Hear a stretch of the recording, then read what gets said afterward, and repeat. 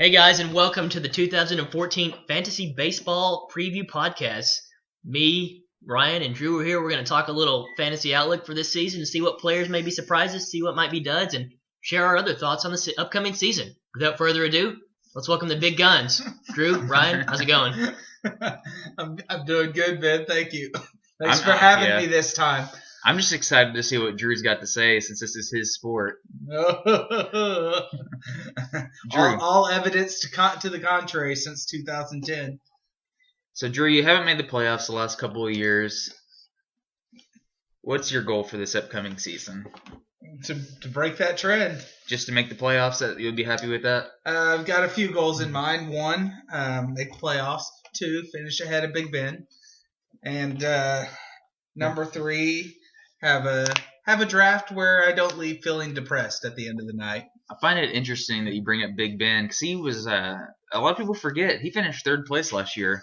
What do you have to say about that? He probably would have finished even about 12 games higher in the standings if 3 or 4 of his pitchers got to make their starts. He sure didn't like to. There's a few times where he found it wasn't the best matchup for Kershaw to be in the lineup. Yeah, you're like, oh, I don't know about Kershaw going against the Padres. He made some very questionable decisions. Poor Chris Tillman and Julio Teheran just couldn't buy a spot in that starting lineup. But, he finished ahead of me, so who am I to talk? Well, I don't think Ben has anything to say. Drew, here's the list of the top 25 hitters in front of you. Interesting. Why would you not take Bryce Harper in the top 10? Oh, man. He's too young for me. As I'm looking at the top 10, the one that stands out the most to me is I feel like, man, I'm trying to see who Goldschmidt at 3 is just that surprises me. Yeah, see, I'm a big Goldschmidt fan. I would absolutely take him in a heartbeat. This guy's just going to be a mammoth this year. At number 3? Oh yeah, look at this guy's numbers. He's still young too. Only got room to improve. I think he's going to be a monster for 10 years to come. So we don't have the projected price here. Do y'all know what his projected price is? I think it's in the about $42, $43 range is his Yahoo projection. Yeah. The average is usually a few dollars more than that. I was going to say, if he's the number 3 player, like, how much do you think the third most expensive player went for last year? I'm guessing 50 something, right? We were pretty frugal with our money. Trout went for 57. Cabrera probably went for mid 50s. I'd say probably low 50s or around 50 for the third highest player. And do you think that Goldschmidt would be worth $50? I like him better than the guys below him, I guess, but I don't feel great about it. I don't know if he'll necessarily go for $50. I just think that. I think Braun will go for more than that, more than Goldschmidt. Braun scares me. I don't know what to make of this guy post scandal. Braun is a perfect fit for Drew's team. He is coming off of a bad year. He's a known cheater. It's just a perfect match. He can fill in my A-Rod hole in my lineup. The player fits the manager right there. Nothing, man. I tell you what, Adam. What do you? Oh, go ahead. I was just going to say, Adam Jones just keeps on sneaking up. Remember, first couple years we played fantasy, he was a borderline ownable player, and he just keeps getting better and better. Beltre's up there. Can't disagree with that. He's just almost as consistent as they come. Joey Votto, a little high for you, Ben? I know you're not the biggest Votto fan. He's a little high. Look at this, 73 RBI. That's unacceptable for a player of his caliber, especially with since he's one of the top 10 highest paid baseball players or something like that. That's just I had this guy all last season. I was pumped about him on draft night. I figured he was going to be the top first baseman, and this guy just halfway through the season, I was ready to get rid of him. Votto's not afraid to look at a called strike 3. No, if there was a category for most walks or walks, then he'd be right on up there. But fortunately, there's not. So he's not as valuable as I'd like him to be. Who do you guys like better between Trout or Cabrera as number 1 overall? I know Ryan, you're probably obviously going to be Mike Trout. I feel like Drew probably since Trout's still young and hasn't proved it since he's only been in the league 2 years. I think Drew's probably going to lean towards Miguel. Would that be correct? If they were the same price and I had to pick one, I'd pick Trout. Oh, really? Interesting. Yeah.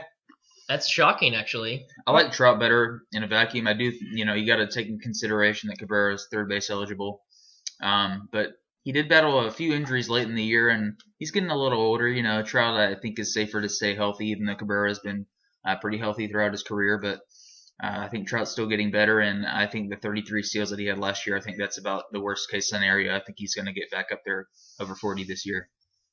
Cabrera will be a perfect candidate for my team in about 7 years, I would imagine. Andrew McCutchen, this guy's just number 4 overall. That's too high for me. I don't know if I'd put him in the top 10, honestly. I mean, I guess I could see you making the case. I could see how someone would put him there, but I feel like it's a little bit too high for his production. When you could get similar production, for down in the 20s and 30s. I just like him so much as just a player. He's got the Fitzy-like dreadlocks. And I was going to say, anytime someone has dreadlocks, you just auto-like him. I'll tell you what. I think the year before he had around 30 home runs. So last year he only had 21. So maybe, he gets back to that power number and he gets close to 30 steals again. I could see a top 5 player. Drew, I'm interested to see Drew's take on Robinson Cano. He's been a big Cano fan. A huge Cano fan. Any chance you draft him this year? Obviously, the number 1 second baseman. There's no debating that. But where the debate takes place is where do you take him in relation to the other positions? And I just don't like the fit in Seattle at all. He loses that short porch in right field, goes to one of the biggest stadiums, goes to a lineup where he's going to be hitting in between guys that are not of the caliber of what he's used to in the Yankee lineup. Is this year's Mariners lineup really that much worse than the Yankees lineup of last year? Last year, no, but it's much different than the lineup that he's played most of his career with.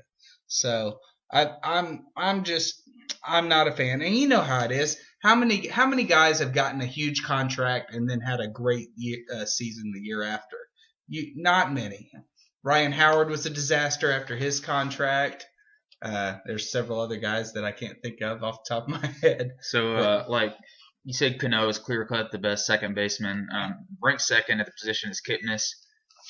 What's the dollar amount difference there you'd be willing to spend on Cano to avoid Kipnis? That's probably about a $20 difference. Whoa, right? now that's absurd. That's crazy. Well, what? You think Cano's worth what? Maybe 40? 42? I wouldn't pay that much for him, no. But I mean, I'm sure some people would. Cano's been going in the low 40s the last few years. Anywhere between $41 and $48. I think he goes for low 40s this year. Maybe high 30s. And Kipnis is not going to go in the 30s, is he? So, I think he'll go close to 30. I think you could actually make a case for Kipnis over Cano, honestly. Oh, wow. That's interesting because there was one person in our league last year that didn't even find him roster worthy. Exactly. It's like Kipnis is waiver wire material to Nick S. I forgot about that. Wasn't even a month into the season. Oh, man. Drew, what do you think about Yasiel Puig, 25th among hitters? That's way too high. Not even close. Way too high. He's one spot behind Jose Batista. Who are you taking between those two guys? Oh, my gosh. Give me Batista, no doubt. Yeah, I'd probably rather have Batista, but I'm pretty high on Puig. I think I wouldn't mind having him on my team this year. I like what I saw from this guy last year. I think with a full season under his belt, with full at bats, he could be pretty. The one guy on this page that really stands out to me is a guy that I think Drew would probably think it's crazy to have him in the top 20 is Freddie Freeman, 20th ranked hitter. Oh, my word. I do think that's crazy. I mean, he was... Would you rather have Freddie Freeman or a guy ranked a few spots below him, Evan Longoria? Oh, yeah. And Longoria hasn't exactly been the perfect picture of health. Man, I didn't realize Freeman hit 320 last year. Yeah, are these his stats right here? Mm-hmm. That's impressive. But he had a sneaky good year. I mean, sneaky for me. I didn't realize. I believe his numbers were that good. I believe he was an O rank 71 last year, so that's a pretty big jump. I trust you on your O rank. Absolutely, I know my O rank. I just don't know my real stats. Who do you like better between these two shortstops? Obviously, the top two are ranked, right back to back, 16 and 17. That's that's Hanley Ramirez and Troy Tulowitzki. Well, the good thing about those two guys is they never get hurt. So maybe if you draft both, you'll always have a starter, right? That's right. I don't know. I mean, you know better than me. You had Hanley when he I had both last year. Monster actually. tear. Obviously, you sound a little concerned about those two guys' durability. I know that you, in the past, have been willing to go cheap at shortstop at some years, and there's a guy down the list a little bit that I think you could probably snag for $11 or so at the end of the draft, and that's Derek Jeter. Would you be willing to do that for the second straight year? I'll tell you what He's ranked 24th. God, he had such a good year in 2012. What do you think? Like, what We would talking you? about he was awesome in 2004. He had like over 300 a couple years ago. Yeah, it's just 2 years ago that he had an awesome year, and then obviously last year he was plagued by injuries. But yeah, you can see right there, you got Hanley, Tulo, and then Reyes, and then I don't know. I've never had much respect for Desmond, and then Segura, it's a wild card, and then it's just ugly after that. Castro, do you think is there any chance? Does anyone see this guy bouncing back? Bouncing back to what? I mean, what was his He was completely healthy last year. 666 at bats. bouncing back to being mediocre? 59 runs, 44 RBI.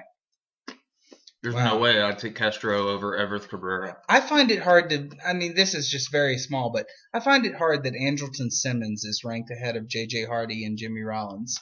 Yeah, I thought that too. Because I didn't really that's see that's a 17 defensive homers. shortstop right there. Now, yeah, Drew, how do you feel about that? It looks like Jimmy Rollins is outside of the, what is that, like 13, You need to something talk to like Jordan. that? He's the big Jimmy Rollins fan. I've never Yeah, owned but Jimmy Rollins. He seems like a guy that you could be interested in. This Yeah, I year, mean, you like the considering old his washed-up age and veterans. no, his track record. not at all, not at all. Do you have a problem, as we go to the pitchers a little bit, with Yu Darvish being second?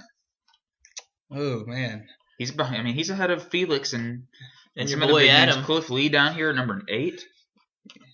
you know I would have Cliff Lee a little. Do you rather have Verlander or Darvish?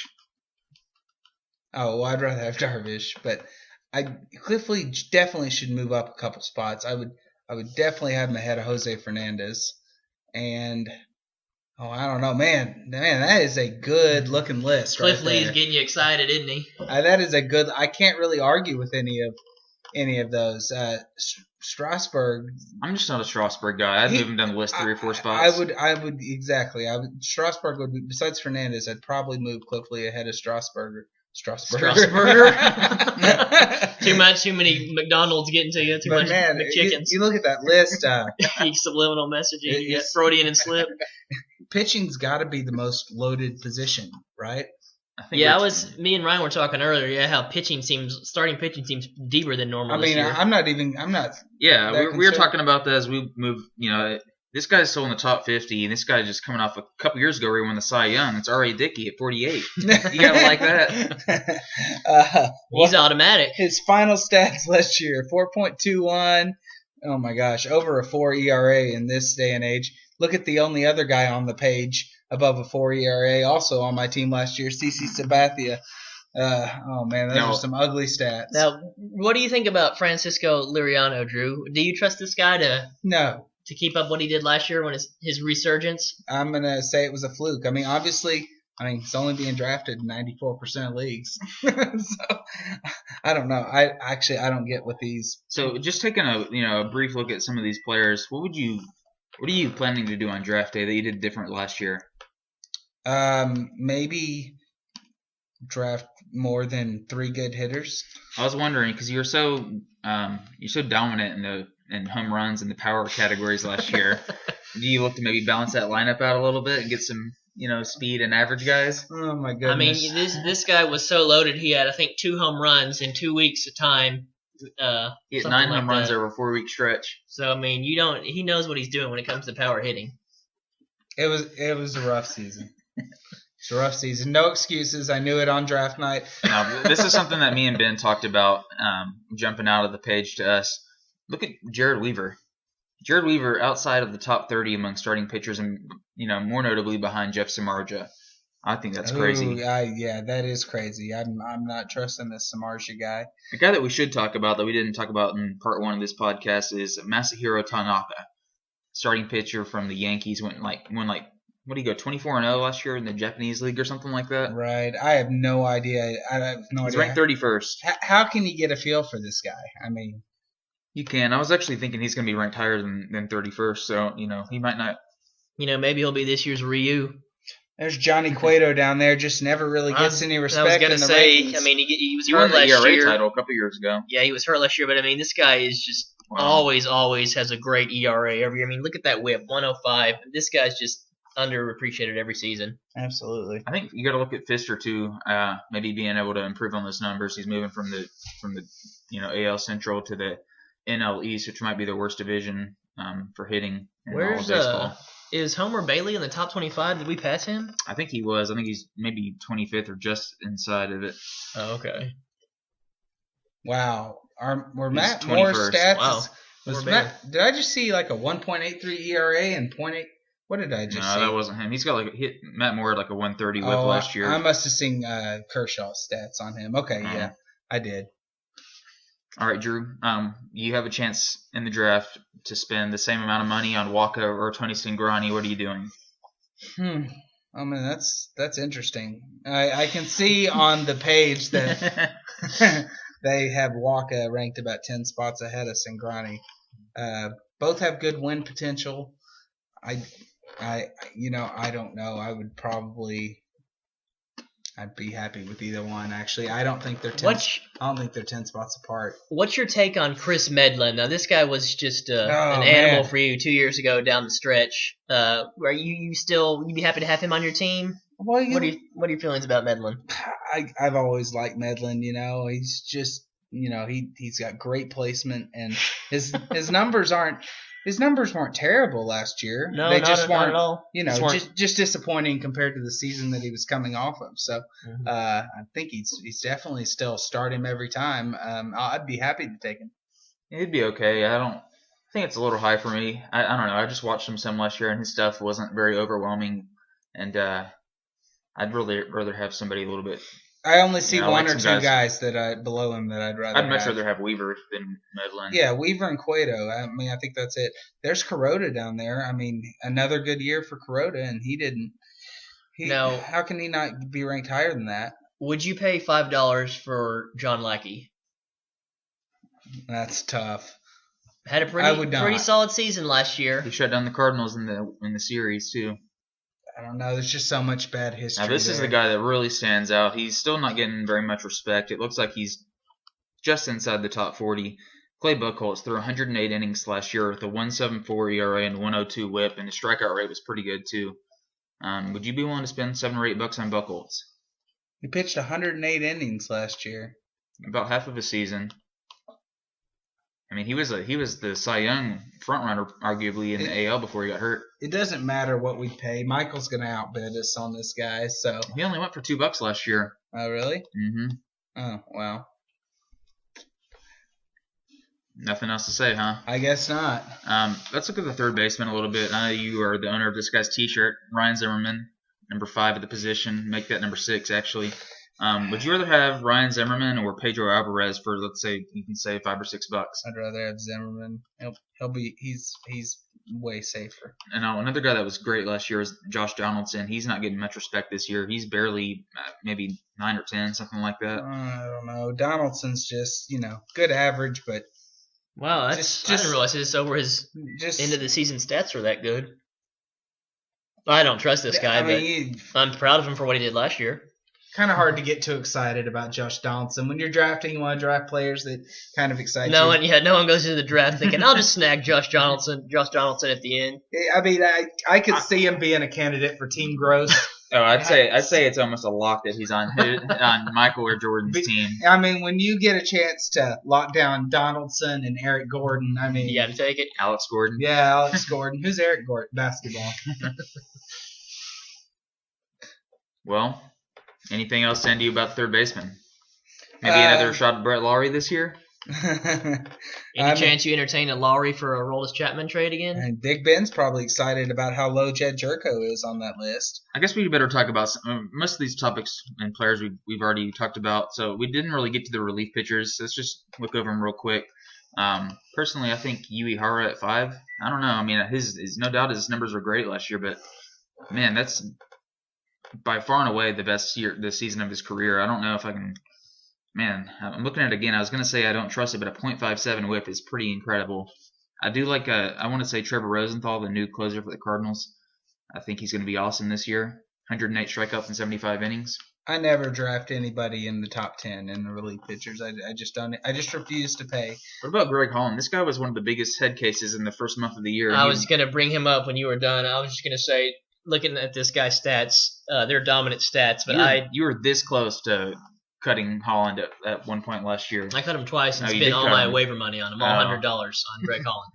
That's how willing I am to give people second and third chances. Yes. However, I don't want this guy at all. He just, I don't know. I mean, I guess just because I had him those first few games and he just absolutely imploded, but yeah, I don't know. Scary.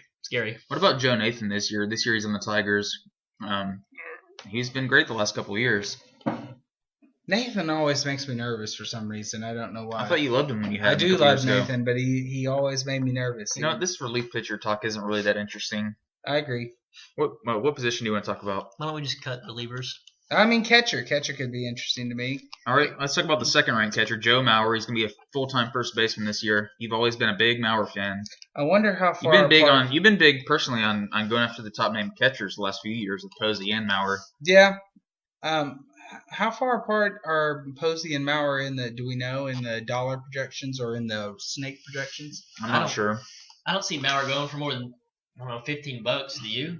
No, I think that's about right. He right. went for 14 last year, and he was coming off a Posey Posey went for like 24 last year, and that was about $10 less or so than we thought he might go for. Yeah. He still finished 161 overall. He had 61 runs scored. That's really low. Yeah, pretty much every player on my team last year was a bust. First nomination of last year. Oh, was he? Yeah. Ben, I know that you think William Rosario at 5 is too low, right? I don't know. Doesn't he sit out a lot? I guess all catchers do. I definitely love William Rosario. He's awesome, but I'd obviously rather have those 4 listed ahead. Well, yeah. There's one guy on this list that I think we all know that Drew is going to target if he doesn't get a top catcher. Is he down there around number 11? He's in that area. I don't know if that's number 11 or not, but it's definitely Evan Gattis. It is definitely Evan. This guy is just a monster. I love beast. it. He steps into the play old school. Doesn't wear batting gloves. Doesn't wear braces or knee pads or elbow pads or any of that modern age BS. Just sits up there and cracks a home run. Just sits up there and destroys the ball.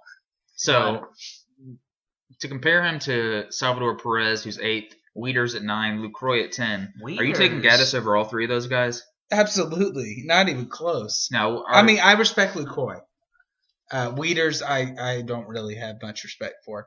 But Lucroy. Are you saying that you would not spend a second-round pick on Wieters if you had already drafted Mauer? Yeah, that's what I'm saying. It's just crazy. Like, there's not a lot of power at catching at the catcher position. There's only, I guess there's 4 catchers that hit over 20, but none that hit over 22. So, I don't know. It's just kind of a boring position. Even if you get one of those top guns, I mean, is it really that big of a difference over somebody a little bit later? I don't know. Yeah, I'm gonna more than likely wait and get my catcher at the end. That's what most people seem to do. Drew, what's your kind of strategy? Do you like to just draft the best player available, or do you like to go for position scarcity, or what's your plan? Well, my plans usually, and as it usually is the case with an auction draft, all your plans pretty much change when the draft starts. He's doing the Costanza approach now, though. He's going against his instincts, and it did pretty well for him in football. I do usually like to have one of the top catchers, shortstops, Second baseman, yeah. But it hasn't really worked out that way for me. You just gotta see what positions are being undervalued by the group that night, and that's usually who I go for, and usually it doesn't work out. Drew, I'd like you to look at the screen and read out the number 50 and the number 51 O-ranked player and tell me your thoughts about that. Is that Starling Marte and Albert Pujols? Oh man. That's weird to see for sure. I know that even I don't even know if I would do that. And I had Marte on my team last year. I mean, look at this guy though. Look at the RBIs. 35 RBI. I mean, that's low for even the leadoff hitter. But do you think that Pujols should even be ahead of Alan Craig or? To be quite blunt, I don't want either one of these guys on my team. Or Matt Holliday. I mean, these are all former and current Cardinals. You could snag How do you rank Albert them? Pujols for $17 and know that that's your first baseman. You doing it? You'd see one of those. You'd see one of those Carl Crawford for $10 fist bumps. I would be excited, and I mean, there's still upside there. Any chance you go for Hamilton and Pujols? Man, Matt Kemp is down there, down there at 61. Oh my goodness. Man, what has happened? Where is Josh Hamilton? Josh Hamilton is not in the top 50 hitters. Oh, So let's my go goodness. find him. Let's go find him. Let's see. I saw his name. Where was it? Oh, my goodness. I mean, this guy's just Yeah, he's probably around 60 or so. and this guy has had one bad year. I mean, He's had a couple. I look at the names around him, and I like the names around him. I see, too. I mean, Ortiz and Trumbo, Beltran, Dominique Brown. Donaldson. Hamilton should not be back-to-back with And the what's Cubs. crazy is, I would have thought Hamilton hit around 220 last year. And I look at that final line, he hit 250. Not quite as bad as I thought. The power number, the home run number was just way down. So you're telling me, Drew, there's no way you take Elvis Andrus for 10 spots higher than Josh Hamilton? Oh, my goodness. Didn't you have Andrews last year? I did for a little bit, and then I traded him for another guy that's How on this disrespectful is it that Jose Altuve is ranked above Josh Hamilton? Guys, I think I'm about to draft Josh Hamilton for the 4th time in 5 years. I think that's where we're going with this conversation. Surely he's got. He'll go for what, under $20? Now, a guy that's been ranked very high the last few years, and he's not getting much respect anymore. He was hurt last year a lot, and this year he's switching over to a different team in that city. He's Curtis Granderson on the Mets this year. He's way down there. He's barely in the top 70 among hitters, 109 overall. Mm-hmm. This guy can hit 40 home runs in a perfect case scenario. What do you think about Granderson? What was it? Was it like 2 years ago? He was a top 15 player? Yeah, it was. That's kind of crazy, but he's back to back with Brett Lawrie. That's quite a statement. I got to admit, I don't know if I'm stuck in 2010, but I'm not crazy about these rankings overall. And I see a lot of value. So that's the top 75. We'll look at 25 more guys, and we'll try to cut this off and get back to the Super Bowl, I guess. Ranked 100th, Alfonso Soriano. Oh my goodness, way too low. Oh, definitely too low. What? Look at what he did last year. He was just some names that he's below: Andrelton Simmons, Leonis Martin, Brett Gardner, Norchika Aoki. I know you like Teixeira, but there's no way I'm taking Teixeira over Soriano after what he did last year. Did Adam Dunn retire? No, he's still around. He didn't quite make the top 100, I guess. What about Desmond Jennings? this guy is he kind of spreads out his stats. A bunch of these guys are interesting to me, but then I see the triple-digit O rank next to their name, and just it's kind of a turn off. But there could definitely be some value on this page for sure. So, are you more inclined to go with the stars and scrubs strategy, or to balance your budget, go with the Michael approach? I want to interject. We always kid and trash Michael about his draft approach, but it's paid off for him. He normally gets these solid, like he said, he gets these guys from 50 to 100 in his hitters, and they're pretty balanced and pretty solid. Guys like, I could see him having a guy like Beltran on his team and filling out rosters with guys like that, and then getting some really good pitchers, and it's worked for him. He's had a really good team every single year except for one, I think. And yeah, he disappeared 2 years ago. So, what's your early plan on draft night? Early plan is who's the Jamal Charles of this year for you? Oh wow! Well, see, we'll define that by saying that would infer that I'm going to draft someone with a top 15 O rank, which I don't know if I've ever done. We'll say that Jamal Charles is a top 10 player that's not Trout or Cabrera. Which one of those guys do you think could be one of those top 10 players that turns out to be the best player in fantasy? Which one of the top 10 do I think could be the top player? Who do you think could end up being the number one player in fantasy that's a hitter that is not Trout or Cabrera? Oof. That's already ranked in like the top 10.